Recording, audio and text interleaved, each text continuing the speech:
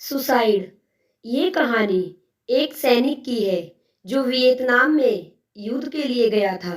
युद्ध समाप्त होने के बाद जब उसके घर लौटने की बारी आई तो उसने अपने माता पिता को सैन फ्रांसिस्को से फ़ोन किया। माँ और पिताजी, मैं घर आ रहा हूँ, लेकिन घर आने से पहले मुझे आपसे एक बात पूछनी है। मेरा एक दोस्त है जिसे मैं अपने साथ घर लाना चाहता हूँ। क्या मैं उसे ला सकता हूँ? बिल्कुल बेटा, ये भी कोई पूछने की बात है। हमें तुम्हारे दोस्त से मिलकर बहुत खुशी होगी, माता पिता ने जवाब दिया। लेकिन पहले एक बात आप लोग जान लें, सैनिक बोलता गया, युद्ध में वह बहुत बुरी तरह घायल हो गया है।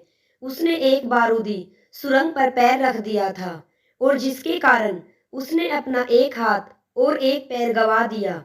उसके पास कोई जगह नहीं है जहां वो जा सके, इसीलिए मैं उसे अपने साथ रहने के लिए लाना चाहता हूँ। उसकी यह बात सुनकर उसकी माँ बोली, बेटा, तुम्हारे दोस्त के बारे में जानकर हमें बहुत दुख हुआ।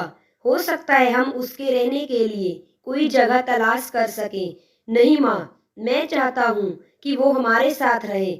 लेकिन बेटा, अब पिता ने कहा, तुम समझ नहीं रहे हो कि तुम क्या कह रहे हो। इस तरह का अपाहिज व्यक्ति हमारे लिए कितना बड़ा बोझ होगा। हमारी अपनी जिंदगी है जीने के लिए और हम नहीं चाहते कि इस तरह की कोई भी परिस्थिति हमारी जिंदगी में दखल दे। मेरे हिसाब से तुम्हें अकेले घर आना चाहिए और अपने दोस्त को वहीं छोड़ देना चाहिए। वह अपनी जिंदगी जीने के लिए कोई ना कोई रास्ता निकाल ही लेगा। सुनकर उस सैनिक ने फोन रख दिया।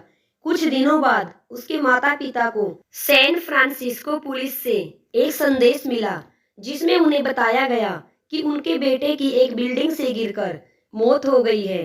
पुलिस के हिसाब से ये एक सुसाइड केस था।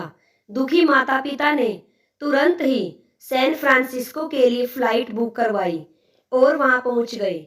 वहां उन्हें शहर के मुर्दाघर में ले जाया गया ताकि वे अपने बेटे की पहचान कर सके।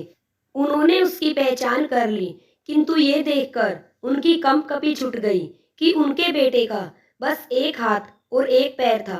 दोस्तों, इस कहानी में जो माता पिता हैं वे हम में से बहुत से लोगों की तरह हैं जो अपनी सुख सुविधाओं को सबसे अधिक महत्व देते हैं। वे उन लोगों के साथ प्यार करना या रहना या समय बिताना चाहते हैं जो देखने में अच्छे हैं, स्वस्थ हैं या फिर जिनके साथ रहकर उन्हें मजा आता है। वे ऐसे लोगों को पसंद नहीं करते जो देखने में स्वस्थ, सुंदर या स्मार्ट नहीं है या जिनके साथ वे मजा नहीं कर पाते या जो किसी भी रूप से उनके लिए असुविधाजनक हैं। वे ऐसे लोगों से दूरी बनाकर रखते हैं। लेकिन कभी कभी उनके इसी व्यवहार के कारण उनके सामने ऐसी परिस्थितियां उत्पन्न हो जाती हैं कि बाद में उन्हें पछताना पड़ता है। लोगों को वे जैसे हैं वैसे ही अपनाएं और जरूरत पड़ने पर उनकी मदद जरूर करें।